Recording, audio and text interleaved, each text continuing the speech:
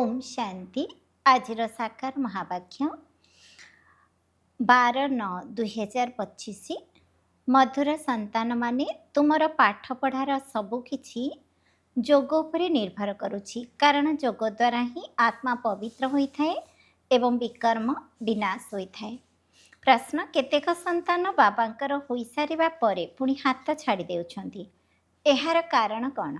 उत्तर: एके बाबांकु संपूर्ण भावरे न चिन्हि पारिबा कारणरू बा पूरा निश्चय बुद्धि न हेबा कारणरू 8-10 वर्ष परे मध्य बाबांकु छाड़पत्र दे देउछंती बा हाथ छाड़ी देउछंती, जहाद्वारा तांकर पद भ्रष्ट होई जाउछि।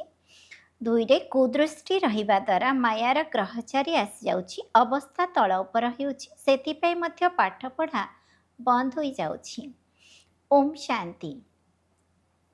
आत्मिक संतान मानू आत्मिक पिता बुझाउछंती, एबे बुझुछ जे आमे सबु हेउछु आत्मिक अविनाशी पितांकर संतान।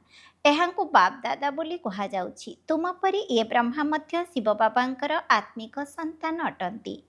शिव बाबांकर रथ तो निश्चय दरकार ना, सेतिपई जेतिकी तुम आत्मा मानू जेमिति शरीर मिलिछि कर्म करिबा पई, सेहीपरि ये मध्य शिव बाबांकर रथ, काहींकि ना यह कर्म क्षेत्र अटे।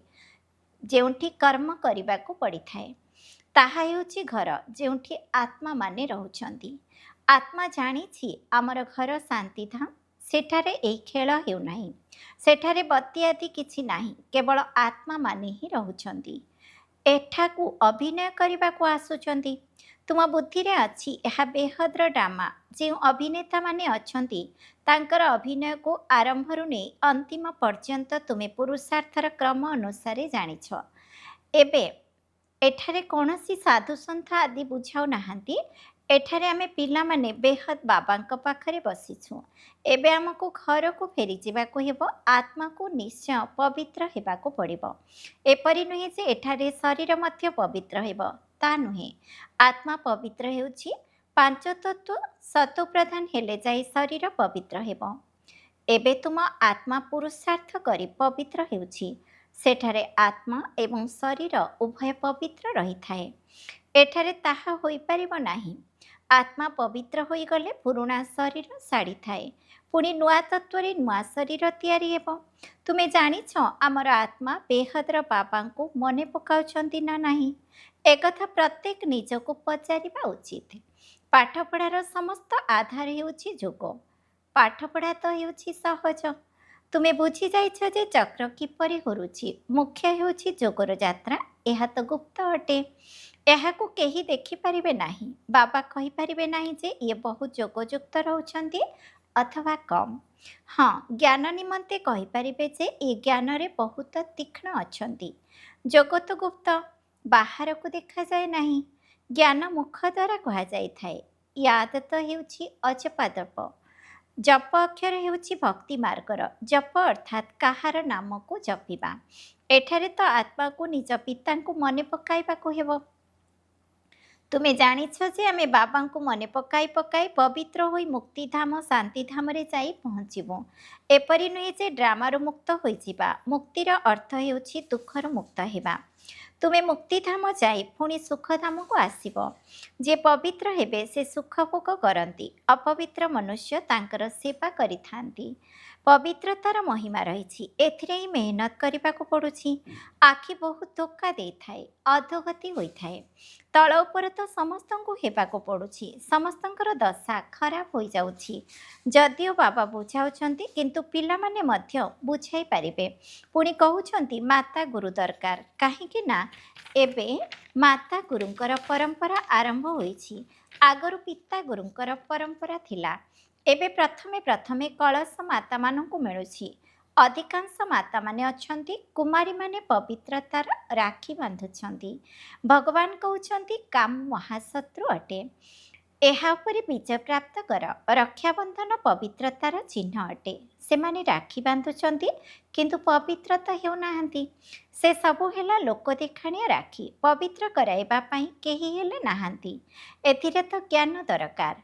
एबे तुमे राखी बांधुछ, अर्थ मध्य बुझाउछ। एही प्रतिज्ञा कराउछंती। जेपरि सिख मानकर ଚିହ୍ନ କଙ୍କଣ ରହିଛି କିନ୍ତୁ ପବିତ୍ରତା ହେଉନାହାନ୍ତି। ପବିତ୍ରକୁ ପତିତକୁ ପବିତ୍ର କରାଉଥିବା ସମସ୍ତଙ୍କର ସଦ୍ଗତିଦାତା ହେଲେ ଜଣେ। ସେ ମଧ୍ୟ ଦେହଧାରୀ ନୁହନ୍ତି। ପାଣିର ଗଙ୍ଗା ତ ଏହି ଆଖି ଦ୍ୱାରା ଦେଖି ହୁଏ। ବାବା ଯିଏକି ସଦ୍ଗତିଦାତା ଅଟନ୍ତି, ତାଙ୍କୁ ଏହି ଆଖି ଦ୍ୱାରା ଦେଖାଯାଇପାରିବ ନାହିଁ। ଆତ୍ମାକୁ କେହି ବି ଦେଖିପାରିବେ ନାହିଁ ଯେ ତାହା କେଉଁ ପ୍ରକାର ଜିନିଷ। କହୁଛନ୍ତି ମଧ୍ୟ ଆମ ଶରୀରରେ ଆତ୍ମା ଅଛି, ତାକୁ ଦେଖିଛ? କହିବେ ନା। ସବୁ ଜିନିଷ ଯାହାର ନାମ ରହିଛି ତାହା ନିଶ୍ଚିତ ଦେଖାଯାଇଥାଏ। ଆତ୍ମାର ମଧ୍ୟ ନାମ ରହିଛି। କହୁଛନ୍ତି ମଧ୍ୟ ଭ୍ରୁକୁଟି ମଧ୍ୟରେ ଚମକୁଛି ଅଜବ ସିତାରା ଅର୍ଥାତ୍ ତାରକା, କିନ୍ତୁ ତାହା ଦେଖାଯାଏ ନାହିଁ। ପରମାତ୍ମାକୁ ମଧ୍ୟ ମନେ ପକାଉଛନ୍ତି କିନ୍ତୁ ସେ ଦେଖାଯାଆନ୍ତି ନାହିଁ। ଲକ୍ଷ୍ମୀ ନାରାୟଣଙ୍କୁ ଏହି ଆଖି ଦ୍ୱାରା ଦେଖିଥାନ୍ତି। ଯଦିଓ ଲିଙ୍ଗକୁ ପୂଜା କରୁଛନ୍ତି କିନ୍ତୁ ତାହା କୌଣସି ଯଥାର୍ଥ ରୂପେ ତ ନୁହେଁ ନା। ଜାଣିନାହାନ୍ତି ପରମାତ୍ମା କିଏ, କିପରି, ଏକଥା କେହି ଜାଣିପାରିବେ ନାହିଁ। ଆତ୍ମା ତ ବହୁତ ଛୋଟ ବିନ୍ଦୁ ଅଟେ, ଦେଖି ହୁଏ ନାହିଁ। ନା ଆତ୍ମାକୁ ନା ପରମାତ୍ମାକୁ କେହି ଦେଖିପାରିବେ ନା ଜାଣିପାରିବେ। ଏବେ ତୁମେ ଜାଣିଛ ଯେ ଆମର ବାବା ଏହାଙ୍କ ଶରୀରରେ ଆସିଛନ୍ତି। ଏହି ଶରୀରର ନିଜସ୍ୱ ଆତ୍ମା ମଧ୍ୟ ରହିଛି। ପୁଣି ପରମପିତା ପରମାତ୍ମା କହୁଛନ୍ତି, ମୁଁ ଏହାଙ୍କ ରଥରେ ବିରାଜମାନ କରିଛି, ସେଥିପାଇଁ ବାପ ଦାଦା ବୋଲି କହୁଛନ୍ତି। ଦାଦାଙ୍କୁ ତ ଏହି ଆଖି ଦ୍ୱାରା ଦେଖୁଛ, ବାବାଙ୍କୁ ଦେଖୁନାହଁ। ଜାଣିଛ ବାବା ହେଉଛନ୍ତି ଜ୍ଞାନର ସାଗର। ସେ ଏହି ଶରୀର ଦ୍ୱାରା ଆମକୁ ଜ୍ଞାନ ଶୁଣାଉଛନ୍ତି। ସେ ହେଉଛନ୍ତି ଜ୍ଞାନର ସାଗର, ପତିତ ପାବନ। ନିରାକାର ରାସ୍ତା କିପରି ବତାଇବେ? ପ୍ରେରଣା ଦ୍ୱାରା ତ କୌଣସି କାମ ହେବ ନାହିଁ। ଭଗବାନ ଆସୁଛନ୍ତି ଏକଥା କାହାକୁ ହେଲେ ଜଣା ନାହିଁ। ଶିବ ଜୟନ୍ତୀ ମଧ୍ୟ ପାଳନ କରୁଛନ୍ତି, ତେବେ ନିଶ୍ଚୟ ଏଠାକୁ ଆସିଥିବେ ନା। ତୁମେ ଜାଣିଛ ଏବେ ଆମକୁ ସେ ପଢ଼ାଉଛନ୍ତି। ବାବା ଏହାଙ୍କ ଶରୀରରେ ଆସି ପଢ଼ାଉଛନ୍ତି। ବାବାଙ୍କୁ ପୁରା ନ ଚିହ୍ନିବା କାରଣରୁ ନିଶ୍ଚୟ ବୁଦ୍ଧି ନ ହେବା ଯୋଗୁଁ 8-10 ବର୍ଷ ପରେ ମଧ୍ୟ ଛାଡ଼ପତ୍ର ଦେଉଛନ୍ତି। ମାୟା ବିଲକୁଲ ହିଁ ଅନ୍ଧ କରିଦେଉଛି। ବାବାଙ୍କର ହୋଇ ପୁଣି ଛାଡ଼ିଦେଲେ ପଥଭ୍ରଷ୍ଟ ହୋଇଯାଏ। ଏବେ ତୁମମାନଙ୍କୁ ବାବାଙ୍କର ପରିଚୟ ମିଳିଛି, ତେଣୁ ଅନ୍ୟମାନଙ୍କୁ ମଧ୍ୟ ପରିଚୟ ଦେବା ଉଚିତ। ଋଷି ମୁନିଆଦି ସମସ୍ତେ ନେତି ନେତି ଅର୍ଥାତ୍ ଆମେ ଜାଣିନାହୁଁ କହି ଚାଲିଗଲେ। ଆଗରୁ ତୁମେ ମଧ୍ୟ ଜାଣିନଥିଲ, ଏବେ ତୁମେ କହୁଛ ହଁ ଆମେ ଜାଣିଛୁ, ତେଣୁ ଆସ୍ତିକ ହୋଇଗଲ। ସୃଷ୍ଟିର ଚକ୍ର କିପରି ଘୁରୁଛି ଏକଥା ମଧ୍ୟ ତୁମେ ଜାଣିଛ। ସାରା ଦୁନିଆ ଏବଂ ତୁମେ ନିଜେ ଏହି ପାଠପଢ଼ା ପୂର୍ବରୁ ନାସ୍ତିକ ଥିଲ। ଏବେ ବାବା ବୁଝାଉଥିବାରୁ ତୁମେ କହୁଛ ଯେ ଆମକୁ ପରମପିତା ପରମାତ୍ମା ବାବା ବୁଝାଇ ଆସ୍ତିକ କରୁଛନ୍ତି। ଆମେ ରଚୟିତା ଏବଂ ରଚନାର ଆଦି ମଧ୍ୟ ଅନ୍ତକୁ ଜାଣିନଥିଲୁ। ବାବା ହେଉଛନ୍ତି ରଚୟିତା। ବାବା ହିଁ ସଙ୍ଗମ ଯୁଗରେ ଆସି ନୂଆ ଦୁନିଆର ସ୍ଥାପନା ଏବଂ ପୁରୁଣା ଦୁନିଆର ବିନାଶ ମଧ୍ୟ କରାଉଛନ୍ତି। ପୁରୁଣା ଦୁନିଆର ବିନାଶ ପାଇଁ ଏହି ମହାଭାରତ ଲଢ଼ାଇ ରହିଛି, ଯେଉଁଥିପାଇଁ ଭାବୁଛନ୍ତି ଯେ ସେ ସମୟରେ ଶ୍ରୀକୃଷ୍ଣ ଥିଲେ। ଏବେ ତୁମେ ଜାଣୁଛ ନିରାକାର ବାବା ଥିଲେ, ତାଙ୍କୁ ଦେଖି ହେବ ନାହିଁ। ଶ୍ରୀକୃଷ୍ଣଙ୍କର ତ ଚିତ୍ର ଅଛି, ତାଙ୍କୁ ଦେଖି ହେଉଛି। ଶିବଙ୍କୁ ତ ଦେଖି ହେବ ନାହିଁ। ଶ୍ରୀକୃଷ୍ଣ ହେଲେ ସତ୍ୟଯୁଗର ରାଜକୁମାର। ସେହି ଚେହେରା ଆଉ ଥରେ ହୋଇପାରିବ ନାହିଁ। ଶ୍ରୀକୃଷ୍ଣ ମଧ୍ୟ କେବେ କିପରି ଆସିଥିଲେ ଏକଥା ମଧ୍ୟ କେହି ଜାଣିନାହାନ୍ତି। ଶ୍ରୀକୃଷ୍ଣଙ୍କୁ କଂସର ଜେଲରେ ଦେଖାଇଥାନ୍ତି। କଂସ କ'ଣ ସତ୍ୟଯୁଗରେ ଥିଲା କି? ଏହା କିପରି ହୋଇପାରିବ? କଂସ ଅସୁରକୁ କୁହାଯାଉଛି। ଏହି ସମୟରେ ସମସ୍ତେ ହେଉଛନ୍ତି ଆସୁରୀ ସମ୍ପ୍ରଦାୟ। ପରସ୍ପରକୁ ମାରୁଛନ୍ତି, କାଟୁଛନ୍ତି। ଦୈବୀ ଦୁନିଆ ଥିଲା, ଏକଥା ଭୁଲି ଯାଇଛନ୍ତି। ଈଶ୍ୱରୀୟ ଦୈବୀ ଦୁନିଆ ଈଶ୍ୱର ହିଁ ସ୍ଥାପନ କରୁଛନ୍ତି। ଏକଥା ମଧ୍ୟ ତୁମ ବୁଦ୍ଧିରେ ଅଛି କିଛି, କିନ୍ତୁ ପୁରୁଷାର୍ଥର କ୍ରମ ଅନୁସାରେ। ଏବେ ତୁମେ ହେଲ ଈଶ୍ୱରୀୟ ପରିବାରର, ପୁଣି ସେଠାରେ ଦୈବୀ ପରିବାରର ହେବ। ଏହି ସମୟରେ ତୁମକୁ ଈଶ୍ୱର ଯୋଗ୍ୟ କରାଉଛନ୍ତି ସ୍ୱର୍ଗର ଦେବୀ ଦେବତା ହେବା ପାଇଁ। ବାବା ପଢ଼ାଉଛନ୍ତି ଏହି ସଙ୍ଗମ ଯୁଗକୁ କେହି ହେଲେ ବି ଜାଣିନାହାନ୍ତି। କୌଣସି ବି ଶାସ୍ତ୍ରରେ ଏହି ପୁରୁଷୋତ୍ତମ ଯୁଗର କଥା ବର୍ଣ୍ଣନା ନାହିଁ। ପୁରୁଷୋତ୍ତମ ଯୁଗ ଅର୍ଥାତ୍ ଯେଉଁଠି ପୁରୁଷୋତ୍ତମ ହୋଇଥାନ୍ତି। ସତ୍ୟଯୁଗକୁ ପୁରୁଷୋତ୍ତମ ଯୁଗ କୁହାଯାଉଛି। ଏହି ସମୟରେ ତ ମନୁଷ୍ୟ ପୁରୁଷୋତ୍ତମ ନୁହନ୍ତି। ଏହାଙ୍କୁ ତ କନିଷ୍ଠ ତମୋ ପ୍ରଧାନ କୁହାଯିବ। ଏ ସବୁ କଥା ତୁମ ବ୍ରାହ୍ମଣମାନଙ୍କ ବ୍ୟତୀତ ଆଉ କେହି ବୁଝିପାରିବେ ନାହିଁ। ବାବା କହୁଛନ୍ତି ଏହା ହେଉଛି ଆସୁରୀ ଭ୍ରଷ୍ଟାଚାରୀ ଦୁନିଆ। ସତ୍ୟଯୁଗରେ ଏପରି କୌଣସି ବାତାବରଣ ରହିବ ନାହିଁ। ତାହା ଶ୍ରେଷ୍ଠାଚାରୀ ଦୁନିଆ ଥିଲା। ସେମାନଙ୍କର ଚିତ୍ର ରହିଛି। ବାସ୍ତବରେ ଏମାନେ ଶ୍ରେଷ୍ଠାଚାରୀ ଦୁନିଆର ମାଲିକ ଥିଲେ। ସେମାନେ ଭାରତର ରାଜା ଥିଲେ ଯାହାଙ୍କର ପୂଜା କରାଯାଉଛି। ପୂଜ୍ୟ ପବିତ୍ର ଥିଲେ ଯେ ପୁଣି ପୂଜାରୀ ହୋଇଛନ୍ତି। ପୂଜାରୀ ଭକ୍ତି ମାର୍ଗକୁ ପୂଜ୍ୟ ଜ୍ଞାନ ମାର୍ଗକୁ କୁହାଯାଉଛି। ପୂଜ୍ୟରୁ ପୂଜାରୀ, ପୂଜାରୀରୁ ପୁଣି ପୂଜ୍ୟ କିପରି ହେଉଛନ୍ତି ଏକଥା ମଧ୍ୟ ତୁମେ ଜାଣିଛ। ଏହି ଦୁନିଆରେ ଜଣେ ହେଲେ ପୂଜ୍ୟ ହୋଇପାରିବେ ନାହିଁ। ପରମପିତା ପରମାତ୍ମା ଏବଂ ଦେବତାମାନଙ୍କୁ ହିଁ ପୂଜ୍ୟ କୁହାଯାଉଛି। ପରମପିତା ପରମାତ୍ମା ହେଉଛନ୍ତି ସମସ୍ତଙ୍କର ପୂଜ୍ୟ। ସମସ୍ତ ଧର୍ମାବଲମ୍ବୀମାନେ ତାଙ୍କର ପୂଜା କରୁଛନ୍ତି। ଏପରି ବାବାଙ୍କର ଜନ୍ମର ଏହିଠାରେ ହିଁ ଗାୟନ କରାଯାଉଛି। ଶିବ ଜୟନ୍ତୀ ରହିଛି ନା? କିନ୍ତୁ ମନୁଷ୍ୟମାନଙ୍କୁ କିଛି ହେଲେ ଜଣା ନାହିଁ ଯେ ତାଙ୍କର ଜନ୍ମ ଭାରତରେ ହେଉଛି। ଆଜିକାଲି ତ ଶିବ ଜୟନ୍ତୀକୁ ଛୁଟି ଦିନ ରୂପେ ମଧ୍ୟ ପାଳନ କରୁନାହାନ୍ତି। ଜୟନ୍ତୀ ପାଳନ କର ନ କର ତୁମ ଇଚ୍ଛା, କାରଣ ଏହା ସରକାରୀ ଛୁଟି ଦିନ ନୁହେଁ। ଯିଏ ଶିବ ଜୟନ୍ତୀକୁ ପାଳନ୍ତି ନାହିଁ ସେମାନେ ତ ନିଜ ନିଜ କାମରେ ଚାଲିଯାଆନ୍ତି। ବହୁତ ଧର୍ମ ରହିଛି ନା? ସତ୍ୟଯୁଗରେ ଏପରି କଥା ହୁଏ ନାହିଁ। ସେଠାରେ ଏହି ବାତାବରଣ ହିଁ ନାହିଁ। ସତ୍ୟଯୁଗ ହେଉଛି ନୂଆ ଦୁନିଆ। ସେଠାରେ ଏକ ଧର୍ମ ହିଁ ରହିବ। ଏକଥା ଜଣାପଡ଼ିବ ନାହିଁ ଯେ ଆମ ପଛରେ ଚନ୍ଦ୍ରବଂଶୀ ରାଜ୍ୟ ହେବ। ଏଠାରେ ତୁମେ ସବୁ କିଛି ଜାଣୁଛ। ଏହି କଥା ସବୁ ଅତୀତ ହୋଇଯାଇଛି। ସତ୍ୟଯୁଗରେ ତୁମେ ଥିବ, ସେଠାରେ କେଉଁ ଅତୀତକୁ ମନେ ପକାଇବ? ଅତୀତ ହେଉଛି କଳିଯୁଗ। ତାର ଇତିହାସ ଭୂଗୋଳ ଶୁଣିଲେ ଫାଇଦା କ'ଣ? ଏଠାରେ ତୁମେ ଜାଣିଛ ଆମେ ବାବାଙ୍କ ପାଖରେ ବସିଛୁ। ବାବା ଶିକ୍ଷକ ସହିତ ସଦ୍ଗୁରୁ ମଧ୍ୟ ଅଟନ୍ତି। ବାବା ଆସିଛନ୍ତି ସମସ୍ତଙ୍କର ସଦ୍ଗତି କରିବା ପାଇଁ। ସମସ୍ତ ଆତ୍ମାମାନଙ୍କୁ ନିଶ୍ଚୟ ନେଇଯିବେ। ମନୁଷ୍ୟ ତ ଦେହ ଅଭିମାନରେ ଆସି କହୁଛନ୍ତି ସବୁ ମାଟିରେ ମିଶିଯିବ। ଏକଥା ବୁଝୁନାହାନ୍ତି ଯେ ଆତ୍ମାମାନେ ତ ଚାଲିଯିବେ। ବାକି ହିଁ ଶରୀର ମାଟିରେ ତିଆରି ହୋଇଛି। ଏହି ପୁରୁଣା ଶରୀର ବିନାଶ ହୋଇଯାଉଛି। ଆମେ ଆତ୍ମା ଗୋଟିଏ ଶରୀର ଛାଡ଼ି ଅନ୍ୟ ଏକ ଶରୀର ନେଉ। ଏହି ଦୁନିଆରେ ଏହା ଆମର ଅନ୍ତିମ ଜନ୍ମ। ଏଠାରେ ସମସ୍ତେ ପତିତ ଅଟନ୍ତି। ସର୍ବଦା ପବିତ୍ର ତ କେହି ରହିପାରିବେ ନାହିଁ।